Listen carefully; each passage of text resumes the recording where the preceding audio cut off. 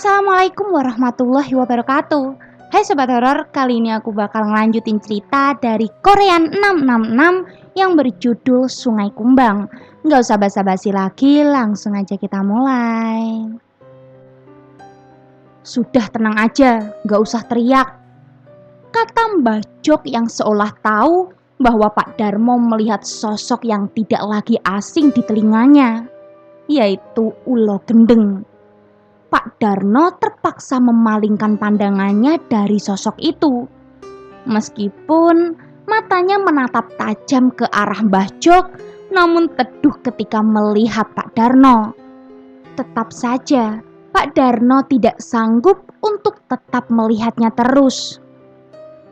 Mbah Jok berdiri tepat di depan sosok itu. "Maaf Mbah, aku hanya ingin mengembalikan pusaka ini," kata Mbah Jok dengan nada yang sangat sopan. Suara Mbah Jok jelas terdengar di kesunyian itu, dan Pak Darno mendengarnya. "Ini bukan punyaku, bawa pulang lagi. Aku sudah memberikannya pada anak itu," terang sosok yang berbentuk ular itu. Mendengarkan hal itu, Pak Darno yang orang biasa saja terkejut menyaksikan bahwa seekor ular dapat berbicara. Hal itu membuat Pak Darno semakin ketakutan dan ingin pergi dari situ. Tapi itu bukanlah hal yang mungkin, menimbang anaknya Topik di rumah sedang dalam masalah. Setelah percakapan pendek itu, tiba-tiba saja suasana menjadi sangat sunyi. Tidak ada lagi suara jangkrik, bahkan air yang mengalir pun tidak terdengar. Pak Darno semakin takut dengan suasana yang semakin mengerikan itu. Ia beranikan diri untuk berbalik melihat keadaan Mbah Jok. Naas, Pak Darno tidak menemukan satu sosok pun, termasuk Mbah Jok.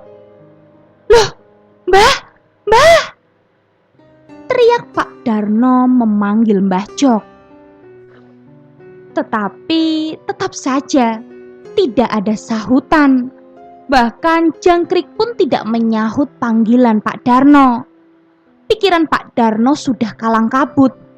Tidak tahu lagi apa yang harus ia perbuat. Apa yang akan ia sampaikan di rumah nanti. Sedangkan waktu belum menunjukkan tanda-tanda mendekati subuh. Keheningan masih menyelimuti ketakutan Pak Darno, menambah kengerihan yang dirasakan Pak Darno. Karena bingung akan berbuat apa, Pak Darno mengambil langkah dan mulai berjalan menuju pohon besar itu. Perlahan sembari memastikan sisi kanan dan kirinya. Ya, hanya memastikan bahwa tidak ada siapa-siapa, baik hantu atau manusia. "Mbah, di mana toh? Mbah, Mbah, kamu di mana, Mbah? Kok malah aku ditinggal, ini gimana?" kata Pak Darno. Tetapi tetap saja tidak ada jawaban. Tiba-tiba saja air dalam waduk itu berputar. Pak Darno tersadar dengan suara air yang mendadak mengalir dengan derasnya. Semakin lama air itu membentuk sebuah pusaran dan masih tetap berputar. Keringat dingin sudah mulai keluar dari setiap pori-pori kulit Pak Darno. Seiring dengan berputarnya air itu, selaras pula dengan kehadiran sosok yang muncul secara tiba-tiba, mulai dari pocong, kuntilanak, gendruwo, wujud menyerupai orang tua bersorban, dan yang lainnya. Mata Pak Darno tidak bisa berkedip menyaksikan kehadiran sosok-sosok tersebut yang entah dari mana datangnya. Takut, jelas ingin berbicara dan berteriak saja tidak bisa. Berlari pun kaki sudah seperti membatu. Tidak bisa berbuat apapun. Mengedipkan mata pun seakan tak mampu. Para lelembut itu hanya menatap Pak Darno nanar. Tidak ada suara bahkan dari kuntilanak sekaligus. Hanya suara pusaran air itu saja yang masih terdengar. Pak Darno masih ketakutan hingga satu persatu sosok mengerikan itu menghilang seiring dengan berhentinya pusaran air tersebut. Saat semua dedemit sudah hilang, muncul dari kejauhan sosok yang menyerupai kucing yang berjalan mendekati Pak Darno. Warnanya kuning menyala, namun perlahan mulai membesar. Hingga saat sudah berada tepat di dekat waduk, kucing itu mulai berubah menjadi harimau. Namun yang membuat Pak Darno seakan ingin berlari adalah ketika harimau itu menatap Pak Darno. Kepala harimau itu berubah menjadi kepala manusia. Terlihat seperti orang tua dengan sorban putih di kepalanya. Ya, tubuhnya harimau dan kepalanya manusia. Pulanglah dari sini, Nak. Anakmu biar aku yang menjaga. Bawa pusaka yang berikan kepada anakmu, kata harimau berkepala manusia itu. Suaranya sangat merdu, seperti tidak memendam amarah dan kebencian. Tatapannya juga sangat teduh. Pak Darno tidak menjawab. Tetap saja ia masih ketakutan melihat hal di luar nalar itu. Pulanglah. Besok pergi dari sini, bawa anakmu pergi jauh, bawa anakmu ke barat, mandikan, tinggallah di sana. Tutur sosok itu dengan lembut, lalu menghilang dengan perlahan.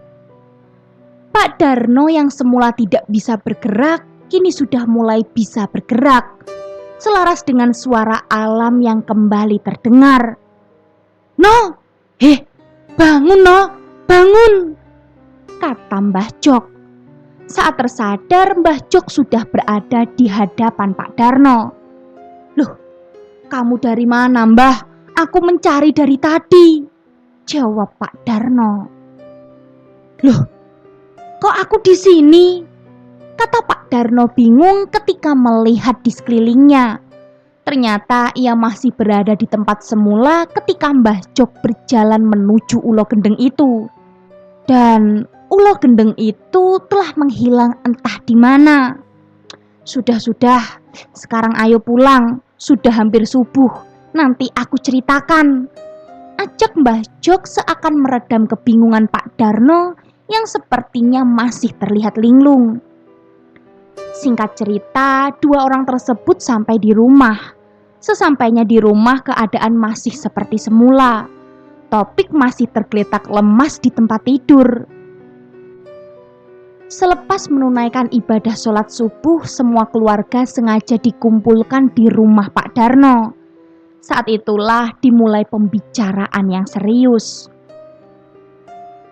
Begini, dengarkan baik-baik no, kata Mbah Jok yang duduk bersila dan mulai menyulut rokoknya. Pak Darno dan yang lain mendengarkan dengan seksama. Aku mau nanya, ceritakan tadi gimana? Lanjut Mbah Jok bertanya, selaras dengan kepulan asap yang keluar saat Mbah Jok berbicara. Aku tadi sepertinya nyariin kamu, Mbah. Lah, waktu nyari kamu, air sungai Kumbang mendadak saja berhenti. Lah kok airnya langsung berputar seperti disedot gitu, Mbah, kata Pak Darno secara antusias. Lalu waktu air itu berputar, keluar setan, Mbah. Pocong, kuntilanak, gendruwo, pokoknya banyak.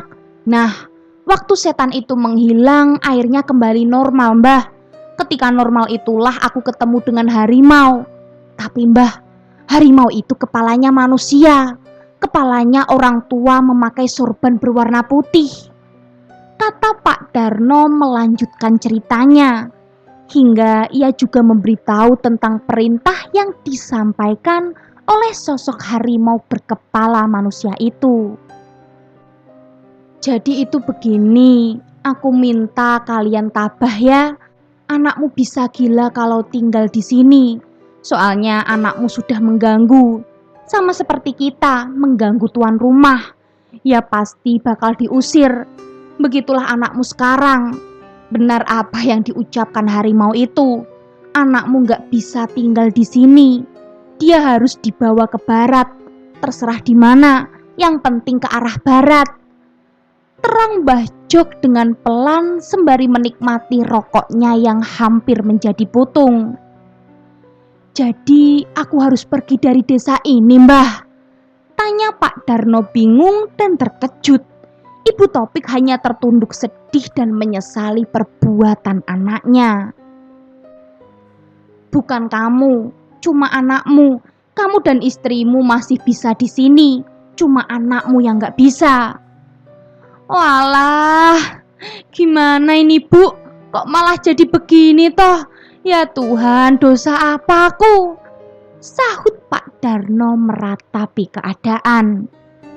Sudah begini saja, aku kasih solusi. Suruh anakmu tinggal di kota sebelah, kan dekat itu. Sebelum kamu tinggal anakmu di sana, mandikan dulu dia dari air laut. Niatkan, bismillah, insya Allah dia bisa sembuh. Tutur Mbah Jok. Mana tahu dia dapat jodoh orang sana. Kita nggak ada yang tahu. Anakmu sudah dewasa, lepaskan saja. Biarkan dia merantau. Tenang saja, dia masih bisa pulang. Hanya tidak bisa menetap saja. Lanjut Mbah Jok. Ya sudah kalau memang begitu harusnya. Biar besok aku antarkan dia Mbah. Terima kasih pertolongannya Mbah. Jawab Pak Darno. Selepas semua perbincangan terlewat, Mbah Jok berpamitan untuk pulang ke rumah. Tak lupa ia mengembalikan cutrik yang ingin ia kembalikan. Pagi berganti siang, Topik sudah terbangun. Tapi Topik terlihat tidak seperti biasanya. Ia hanya terdiam, tidak bersuara sama sekali. Seperti zombie, bergerak namun tak sadarkan diri. Jangankan untuk bersuara, membuka mulut untuk makan dan minum saja tidak.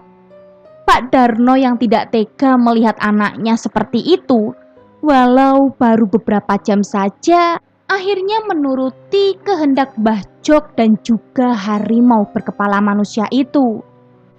Meski berat bagi Ibu Topik melepas anaknya, tapi ia harus bisa.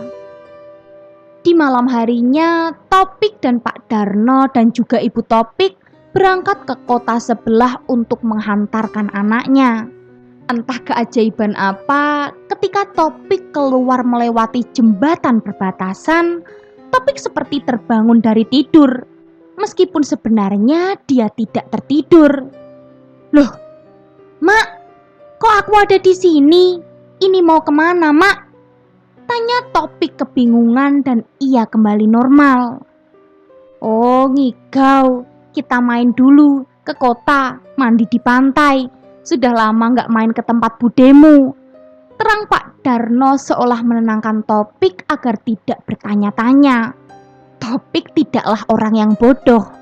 Ia tentu tetap bertanya-tanya, tetapi kepalanya mendadak menjadi sakit. Kepala Topik mendadak menjadi sakit ketika mulai mengingat kejadian terakhir kali. Tapi Topik tidak ingin bertanya secara langsung. 8 jam perjalanan ditempuh. Topik dan keluarga sampai di kota sebelah, tepatnya di rumah budenya. Di sana keluarga disambut hangat. Tidak hanya keluarga, lampu kota dan azan subuh juga ikut menyambut mereka. Singkat cerita, Topik diberikan penjelasan tentang apa yang sudah terjadi. Topik yang memang merasa bersalah menerima konsekuensi yang harus dihadapi. Pak Darno juga memberikan cutrik yang sudah Topik ambil. Pak Darno hanya menyuruhnya untuk menyimpan, bukan untuk mengimaninya. Segala nasihat disampaikan untuk Topik, agar ia tidak berbuat semena-mena lagi. Kadang bukan hanya manusia yang bisa mengendalikan aturan hidup alam. alam juga punya andil di dalamnya. Hidup berdampingan dengan hal yang di luar nalar adalah sebuah pelajaran untuk tetap menjaga tata krama entah dimanapun tempatnya. Kuburan, tempat wisata, hutan, gunung, atau dimanapun itu. Semua memiliki adabnya masing-masing. Percayalah, setiap inci yang ada di alam ini selalu ada kehidupan yang harus tetap dijaga dan dihormati. Entah itu manusia, tanaman, hewan, bahkan dedemit sekaligus. Leluhurku pernah berkata, "Jangan ganggu yang punya rumah, nanti dia bisa marah. Tapi jika dia mengganggumu, kau berhak menegurnya." Cerita Sungai Kumbang selesai sampai di sini. Gimana sobat horor? Dari cerita ini kita mendapatkan banyak sekali pembelajaran.